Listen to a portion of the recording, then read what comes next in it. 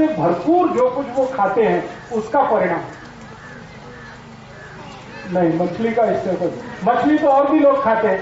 आपको मालूम है सबसे ज्यादा मछली तो खाते हैं बंगाली लोग, बंगाली, और उससे भी ज्यादा उड़िया, और उनसे भी ज्यादा बिहारी, लेकिन आईक्यू में वो दुनिया में सबसे डफर है। मछली का इससे कोई संबंध नहीं, इसका संबंध है मिट्टी से, और मिट्टी में होने वाले कैल्शियम और आयरन से।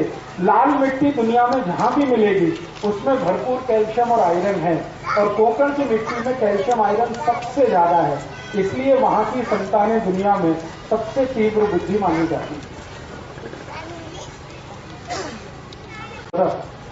तो ये बात समझ में आई कोंकण की।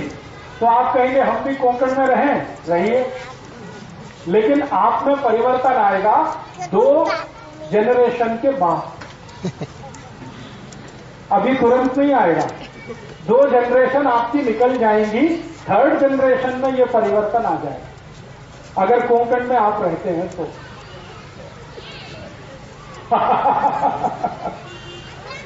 हाँ, अब आप देखिए, इनका तो सवाल और भी अच्छा है कि कोंकण में हम नहीं रह सकते, कोंकण को अपने घर में ला सकते हैं। मतलब ये है कि ऐसा धान्य खाएं जिसमें आयरन और कैल्शियम ज्यादा हो, तो वो आपके घर में भी होगा। तो ऐसा धान्य खाइए जिसमें कैल्शियम और आयरन ज्यादा हो। अब कैल्शियम और आयरन का धान्य ज्यादा होगा तभी संभव है कि जो धान्य को उत्पन्न करने में यूरिया डीएपी ना डाला गया हो, तभी वो संभव है। तो बिना यूरिया बिना डीएपी का धान्य पैदा करिए 3 बरस तक, 4थे बरस से आप खाना शुरू करिए तो आप में कोंकण आ जाएगा।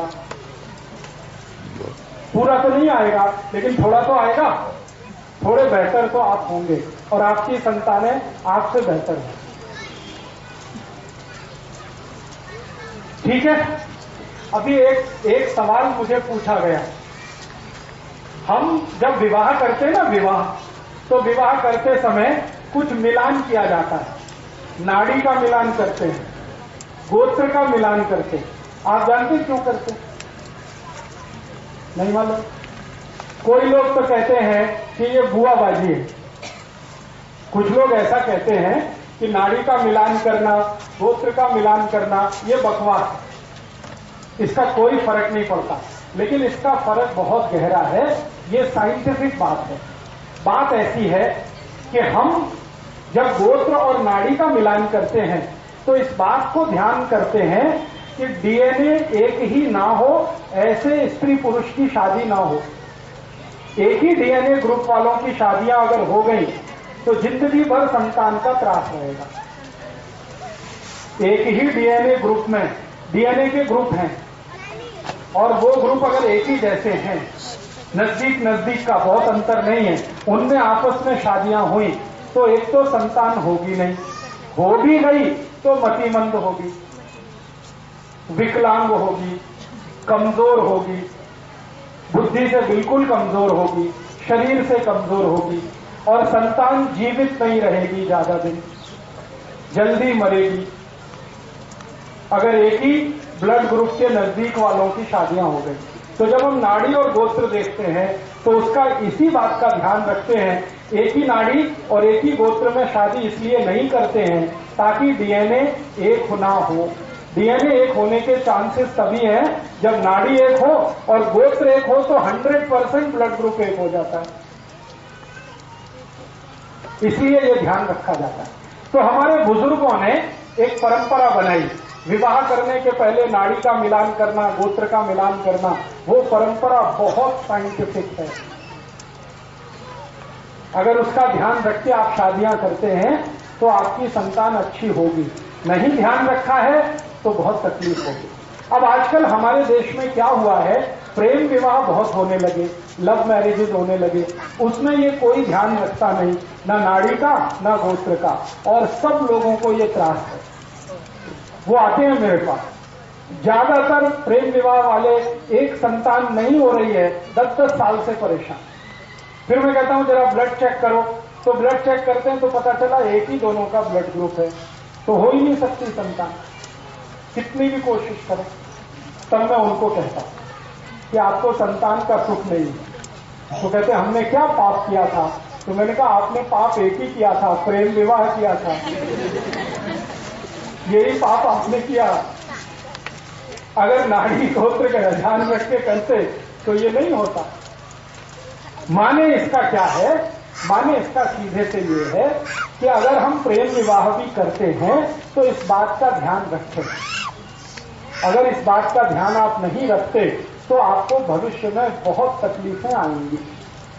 तब प्रेम तो छूट जाएगा, विवाह जो है घिसटता हुआ जाएगा। ये जो प्रेम है ना, ये ज्यादा दिन टिकता विकता नहीं है, क्योंकि ये आवेग जैसा होता है, ये इम्पल्स है। एक कुछ खास तरह का हार्मोन हमारे माइंड में बनता है, उसका नाम है डोपामाइन। और डोपामाइन एक अकेला हार्मोन है जो थोड़ी देर ही टिकता है। तो प्रेम भी डोपामाइन का असर है, थोड़ी देर टिकता है, उसके बाद खत्म हो जाता है, स्त्री में भी पुरुष में भी। और जब प्रेम खत्म हो जाता है तब जीवन में असली संघर्ष शुरू होता है, असली। और वो इतना खराब संघर्ष होता है कि कोई देख नहीं सकता।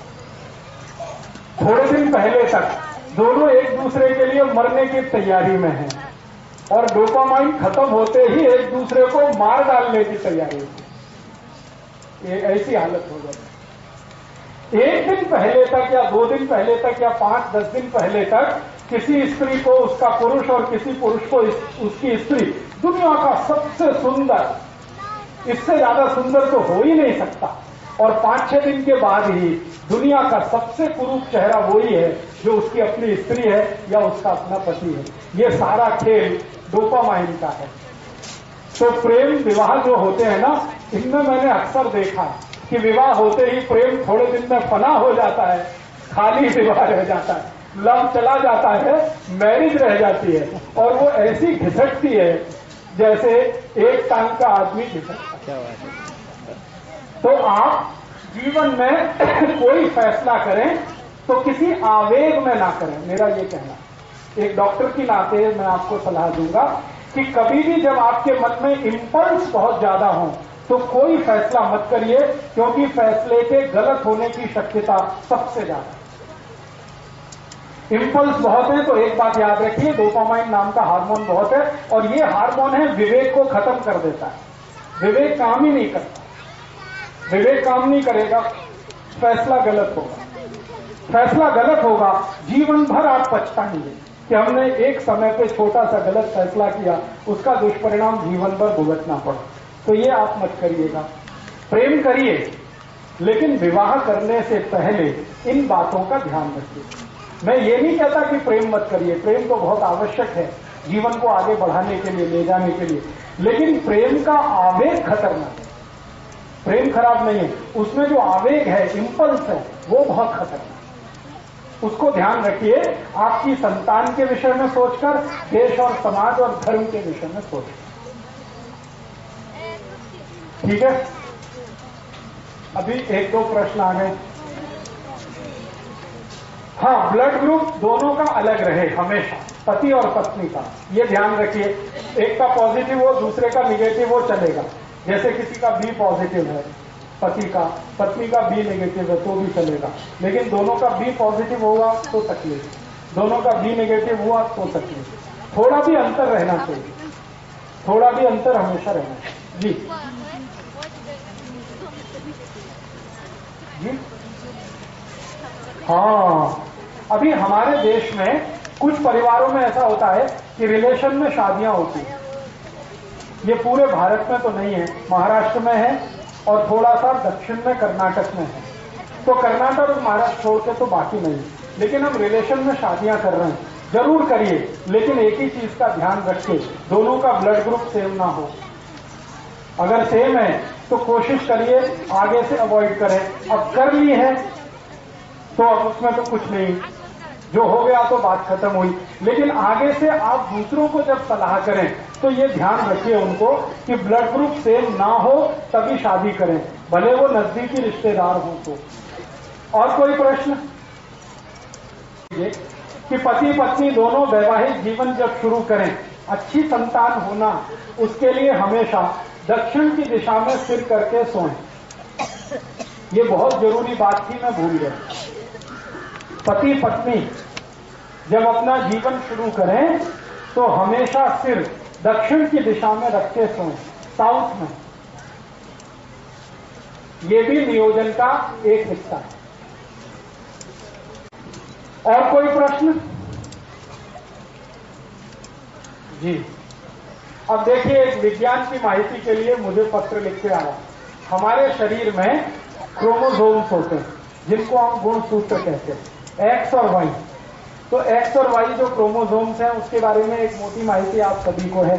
एक्स और वाई अगर आपस में मिलेंगे तो हमेशा पुत्र होगा, लड़का होगा।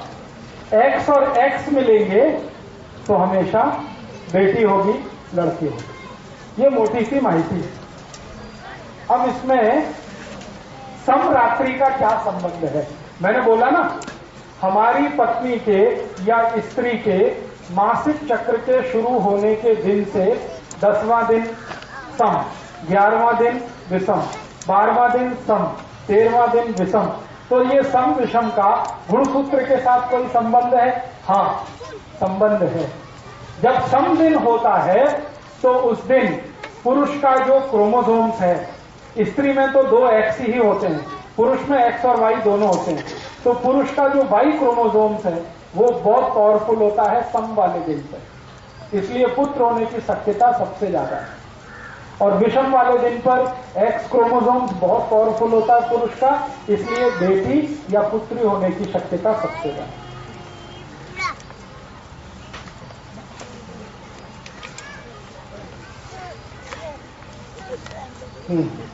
अब देखिए, एक बहुत अच्छा सवाल है, वो सबके लिए मैं बोलना चाहता हूं। स्त्रियों को जब मासिक पाड़ी आती है ना, तो घर के जो पुराने बुजुर्ग हैं वो बहुत सारे कड़क नियम पालन करवाते हैं। स्वयं पाक घर में नहीं जाना, स्वयं पाक नहीं करना, भोजन नहीं बनाना, ऐसे करना वैसे करना वगैरह वगैरह। इसके पीछे का साइंस क्या है? इसके पीछे कुछ खास बात नहीं है। एक ही बात है कि जब स्त्री को मासिक पाड़ी शुरू होती है तो उसके पूरे महीने का सबसे महत्वपूर्ण समय वो है, सबसे महत्व का समय। और मैं विज्ञान की माहिती आपको एक देना चाहता हूं कि वो समय सबसे महत्वपूर्ण तो है ही, सबसे पवित्र भी। उसमें होता क्या है कि स्त्री के शरीर का जो गर्भाशय है वो अपने को स्वच्छ कर रहा है और आने वाली संतान के लिए तैयारी कर रहा है। तो इससे ज्यादा पवित्र और अच्छा तो कुछ नहीं किसी भी स्त्री के। तो उसकी पवित्रता सबसे ज्यादा उन्हीं दिनों में होती है जब वो मासिक पाड़ी में होती है। और पुरुष के बारे में मैं एक जानकारी देता हूं जो गुणसूत्र के आधार पर है और साइंस के आधार पर है कि पुरुष स्वभाव से अपवित्र होता है। हाँ, इसमें आप हंसिए मत, ये सच है। पुरुष जो है स्वभाव से, चरित्र से, बाई नेचर, बाई कैरेक्टर अपवित्र होता है। इम्प्योर जिसको कहते हैं, उसमें पवित्रता ज्यादा नहीं है। इसलिए आपको हैरानी होगी, भारत में बहुत सारे ऐसे देवस्थान हैं जहां पर पुरुष को जाने की अनुमति नहीं है। वो ये कहते हैं कि आपको देवस्थान में पूजा करनी है, अपनी पत्नी को लेके आओ। मैं बहुत सारे देवस्थान में नहीं जा सकता। हाँ, मेरे साथ ये दुर्घटना हो चुकी है। केरल में, तमिलनाडु में, आंध्र में ऐसे बहुत मंदिर है। मैं अंदर गया गर्भगृह में पूजा, उसने रोक दिया। पहले तो रोक दिया ये वस्त्र उतारो, तो मैंने कहा ठीक है उतारता हूं। फिर धोती पहनो, धोती माने लुंगी पहनो, मैं वो भी पहन लिया। फिर उसने पूछा आपका विवाह हुआ? मैंने कहा नहीं हुआ, तो आप अंदर नहीं जा सकते। हाँ, मैं पूछा भाई क्यों नहीं जा सकता? उसने कहा आप पवित्र नहीं। हाँ, तो पहली बार मेरे जीवन में मैंने सोचना शुरू किया कि मैं पवित्र नहीं हूं। तो बाद में मैं वहां से लौट आया तो मेरे जो बहुत सीनियर गुरु हैं जिन्होंने मुझे चिकित्सा और ये सब सिखाया, क्योंकि मैं तो टेक्नोलॉजी का आदमी हूं, इंजीनियरिंग फील्ड का, लेकिन चिकित्सा मैंने सीखी। तो जिन गुरुओं ने मुझे सिखाया, मैंने उनके सामने ये प्रश्न किया कि मंदिर का पुजारी कहता है मैं पवित्र नहीं हूं। पवित्र तब होता हूं जब मेरा विवाह होता है, पत्नी साथ होती है। तो मेरे जो सबसे बड़े गुरु थे उन्होंने कहा कि पवित्रता स्त्री में ही होती है, पुरुष में नहीं होती। और उसका कारण ये है कि हर महीने उसका शरीर अपने पुराने कचरे को निकालकर नया धारण करता है, पुरुष में ये नहीं होता। इसलिए मासिक पाड़ी के दिनों का जो समय है वो सबसे पवित्र है। इसलिए कहा यह गया है कि इस पवित्र समय को फालतू के काम में बर्बाद नहीं करना।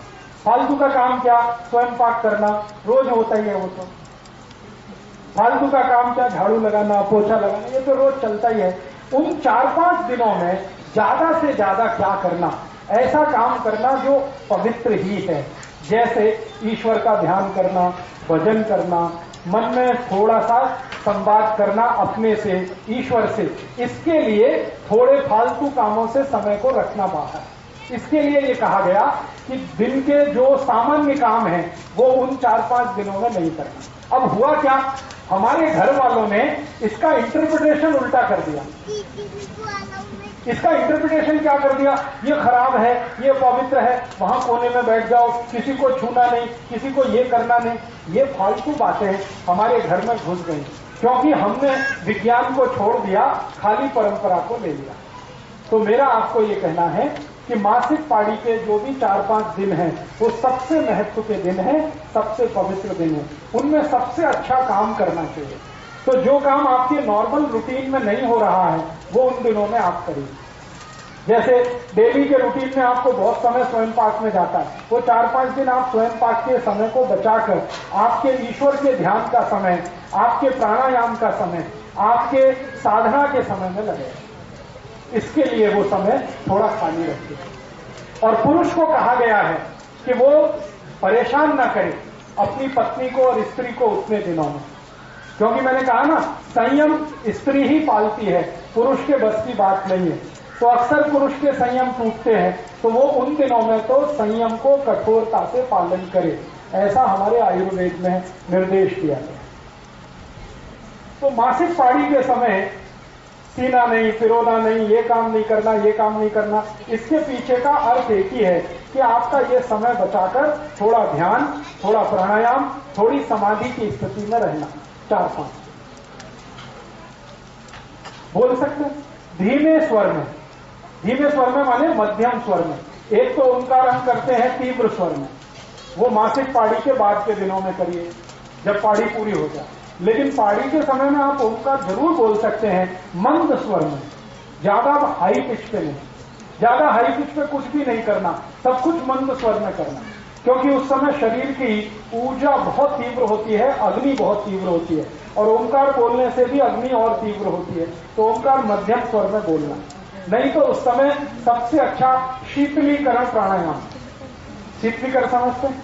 जीभ को बाहर निकाल के गोल कर, ये सबसे अच्छा है। शरीर को त्रास देने वाला कोई आसन ना करें। एक आसन उस समय जरूर करें, उसका नाम है मकर आसन। मकर आसन समझते हैं? पेट के बल लेटना और हाथ को ऐसे करके, और आपका ये चिन पोर्शन है, ये हाथ पे रख के पांव दोनों ऐसे ऐसे लेटना, ये सबसे अच्छा आसन है मकर आसन। फिर शीतलीकरण, फिर अनुलोम विलोम, ये प्राणायाम आपके लिए बहुत ही अच्छा।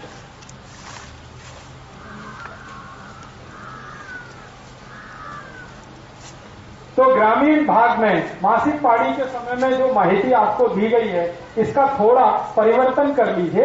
ये पवित्र दिन है, खराब दिन नहीं है, बहुत पवित्र दिन है। और शरीर से जो निकल रहा है रक्त, वो भी खराब नहीं, बिल्कुल खराब नहीं। ये हम कहते हैं ना रक्त बहुत खराब है, बिल्कुल खराब नहीं। शरीर में जितना रक्त है और उसमें जितनी शुद्धि है, लगभग उतना ही शुद्ध वो है। वो इसलिए बाहर निकल रहा है कि उसकी जरूरत नहीं है। अभी नया रक्त निर्माण होगा, वो 1 महीने तक शरीर में रहेगा, फिर उसकी जरूरत नहीं रहेगी तो वो निकलेगा, फिर नया निर्माण होगा। तो हर महीने नया निर्माण हो, इसके लिए पुराना स्थान खाली करने के लिए वो रक्त बाहर निकलता है। वो अशुद्ध रक्त है इसलिए निकलता है, ऐसा नहीं।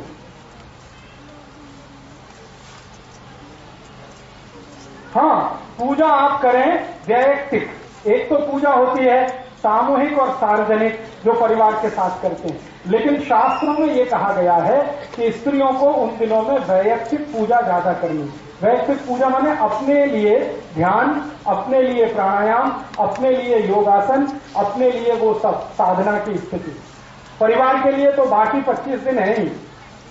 वो तो मरना घटना है ही, ये 5 दिन तो उसके अपने हैं, इसके लिए वो उसको कहा गया।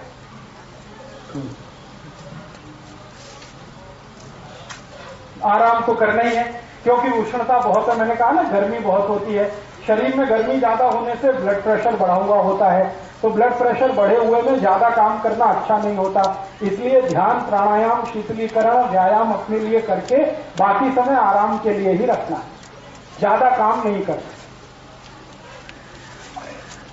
नहीं, ऐसा कुछ नहीं, किसी भी वेद में ऐसा नहीं।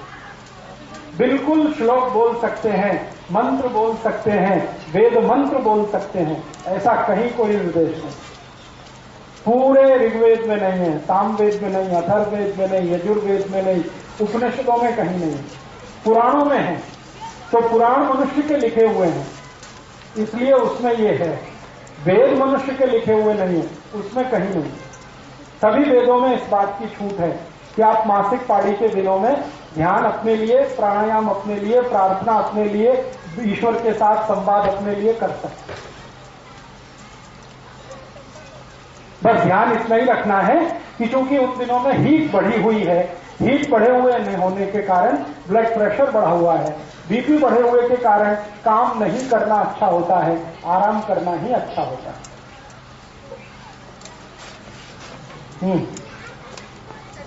हाँ, इतनी बात समझ में आई जी?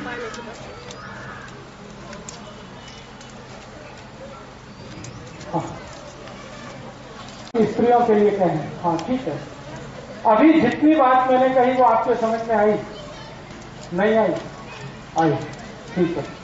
और आई है तो आप दूसरों को समझा सकते हैं, जरूरत पड़ने पर अपने लिए भी उसका उपयोग कर सकते हैं।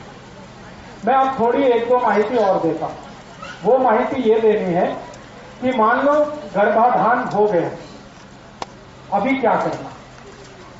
एक तो गर्भाधान के पहले के मैंने आपको कुछ नियोजन बताए सूत्र रूप में, अभी गर्भाधान हुआ फिर क्या करना, तो उसके लिए भी सतत कुछ चीजों का ध्यान आपको रखना है। उनमें से पहली एक वस्तु, एक बात, एक माहिती जरूर याद रखनी है।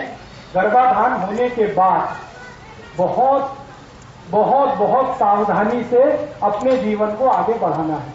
आपकी एक छोटी सी असावधानी जीवन भर की आपकी जो मेहनत है उसको बेकार कर सकती है। इसलिए गर्भाधान होने के बाद बराबर ध्यान रखना है एक बात का, वो ये कि आपका भोजन, आपका जीवन अच्छा होते ही जाना चाहिए। गर्भाधान के पहले तो अच्छा है ही, होने के बाद तो और भी अच्छा होना। तो अच्छा होने से मतलब क्या है? दूध, ताक, दही, लोनी, सूप, ये भरपूर खाना है, बिल्कुल चिंता मत करिए। उसके बाद पतला होने का भी बता दूंगा मैं। गर्भाधान होने के पहले का जो नियोजन मैंने बताया, बाद का भी उतना ही जरूरी है। आपको इस बात का ध्यान रखना है कि गर्भाधान होने के बाद दूध, सूप, लोनी, दही, ताक, ये भरपूर खाना है। और हमेशा याद रखना है गाय का खाना है। सूप तो जितना खाएं उतना अच्छा। फिर आपके मन में आएगा वजन बढ़ेगा, बिल्कुल चिंता मत करिए। गाय के सूप से कभी किसी का वजन नहीं बढ़ता, वजन बढ़ता है मछली के सूप से। मैं बार बार कह रहा हूं, गाय का सूप खाना है, मछली का नहीं खाना, वजन नहीं बढ़ेगा। गाय का दूध, मछली का नहीं पीना, गाय का पीना, तो भी वजन नहीं बढ़ेगा। तो सूप, दूध, दही, लोनी, ताक, घी, मक्खन, ये सब खाना। एक दूसरा, भरपूर कैल्शियम आपके शरीर में रहे, क्योंकि आपको और आपके बच्चे को दोनों को डबल कैल्शियम अब चाहिए। तो चूने की मात्रा लगातार खाती रहनी है, बढ़ा दिए तो और ही अच्छा है। दही में, ताक में चूना बराबर खाते रहना। केला भरपूर खाते रहना है, क्योंकि केले में भरपूर कैल्शियम है। फुटाने, शेंगा भरपूर खाते रहना है, दोनों में कैल्शियम है। तिल खाते रहना है, उसमें भरपूर कैल्शियम है। ये आप छोड़ दो, ये किसी शास्त्र में नहीं लिखा हुआ है। नहीं, आप भरपेट खाओ, आप जितना खाना चाहते हैं केला खाओ। कुछ त्रास हुआ तो मुझे फोन कर लेना। तो आप गर्भाधान के समय में ऐसी चीजें भरपूर खाइए जिसमें कैल्शियम है, ऐसी चीजें भरपूर खाइए जिसमें आयरन है।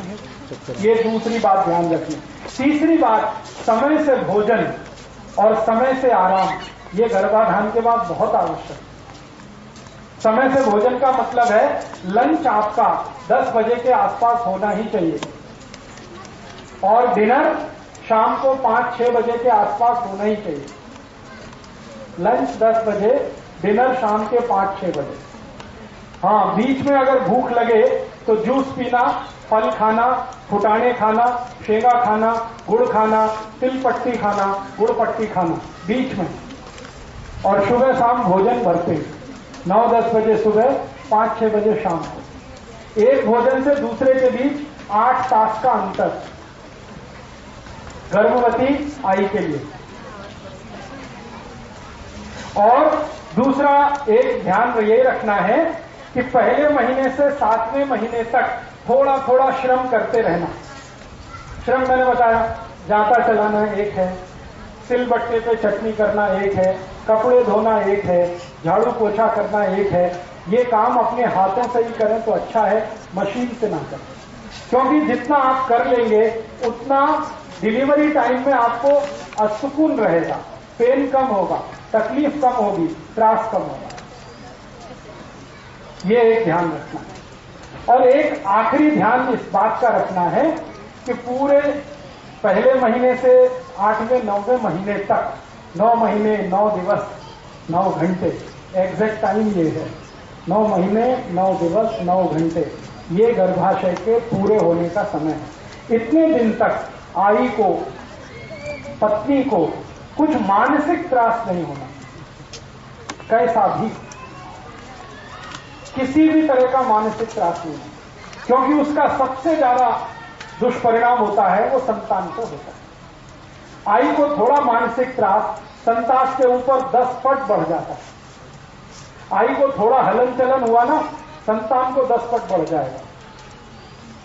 तो आई को कुछ भी त्रास नहीं होना। अब इसकी जिम्मेदारी पूरे परिवार को लेनी है।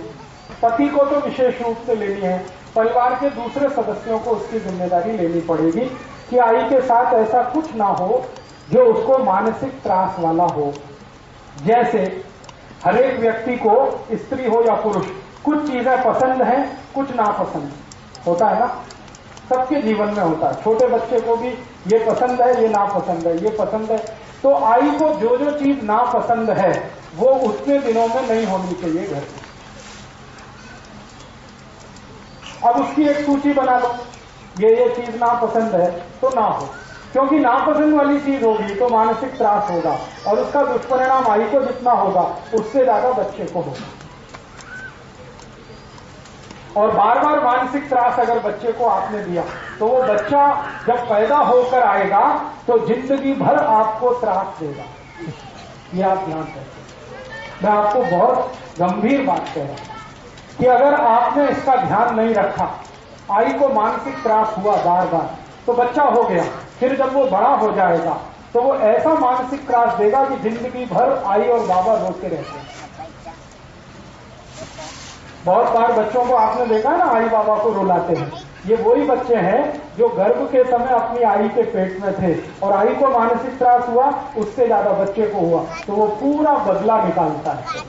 तो आई वडील पूछते हैं, कौन सा हमने कुकर्म किया था जो ऐसा हमारा बेटा हुआ? तो मैं उनको याद दिलाता हूं कि याद करो, तुमने गर्भाशय के समय जब ये था क्या क्या त्रास दिया था। तो उनको याद नहीं आता, फिर खोद खोद के याद दिलाते हैं तो फिर पता चलता। तो इस बात का आप हमेशा अपने जीवन में ध्यान रखें।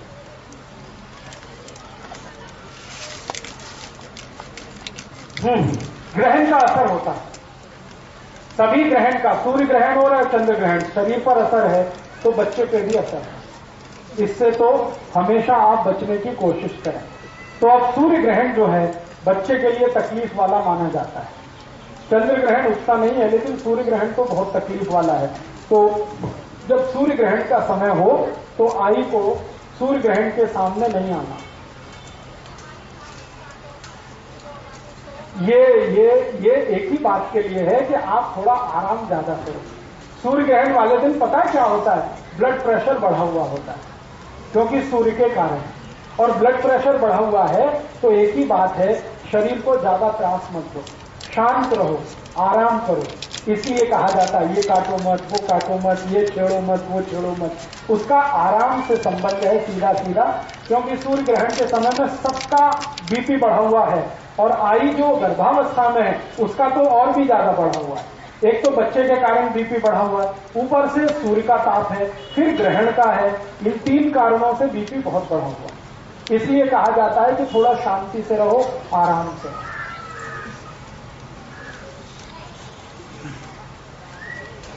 कुछ समझ में आ गया? अच्छा, अब मुझे कुछ प्रश्न आए हैं, उनका मैं उत्तर देने की कोशिश करता हूं। आपके प्रश्न है तो आप भी पूछ सकते हैं। एक प्रश्न आया है कि कोई पति को और पत्नी को बच्चे नहीं होते, क्या करना है? ये व्यक्ति जो भी प्रश्न कर रहे हैं वो मुझसे व्यक्तिगत मिले, क्योंकि उनका सार्वजनिक उत्तर नहीं है। किसी का कोई तकलीफ है, किसी का कोई तकलीफ, किसी में पति को तकलीफ है, किसी में पत्नी को तकलीफ है। तो एक जर्नल उत्तर इसका मैं नहीं दे सकता, इसलिए आप व्यक्तिगत रूप से मिले। नहीं तो मेरा नाम पता लिख लें, मुझे खत लिखें या ईमेल करें, विस्तार से आपकी माहिती मुझे दें, तो विस्तार से ही मैं समझ के कोई औषध बता सकता हूं।